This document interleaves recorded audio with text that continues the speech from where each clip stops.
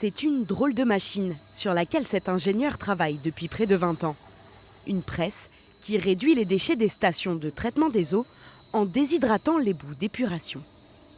Elles sont à 99% constituées d'eau traitée.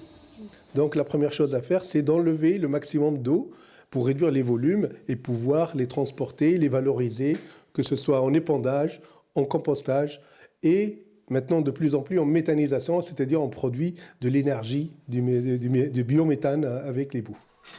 Alors Abel Smati a développé cette nouvelle technique qui compresse les déchets grâce à une vis d'Archimède et un système d'anneaux mobiles. Ça permet de filtrer les boues avec très peu d'énergie puisque la vis elle va tourner à quelques tours par minute. Contrairement à l'ancienne technologie de centrifugation qui, elle, tourne à 3000 ou 4000 tours minute. Une machine qui fait 20 kW, on la remplace par une machine qui fait 1 kW. L'entreprise est installée depuis 2014 dans ses ateliers de Villedoux et près de 70 stations d'épuration ont été équipées par ces machines.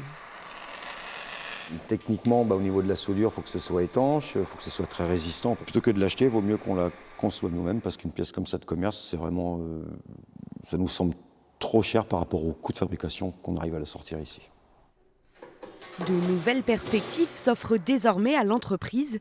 Elle vient d'être sélectionnée par le plan d'investissement France 2030 et devrait bénéficier d'une aide de près de 300 000 €. C'est d'abord une très bonne nouvelle pour lever le plafond de verre sur la gamme actuelle de nos machines de presse à vis qui sont limitées à 300 000 habitants à peu près et donc ne touchent pas les 15 ou 10 à 15% du marché qui sont les très grandes capacités. Des fonds pour se développer, l'entreprise espère engager 3 nouvelles personnes pour mener à bien ce projet.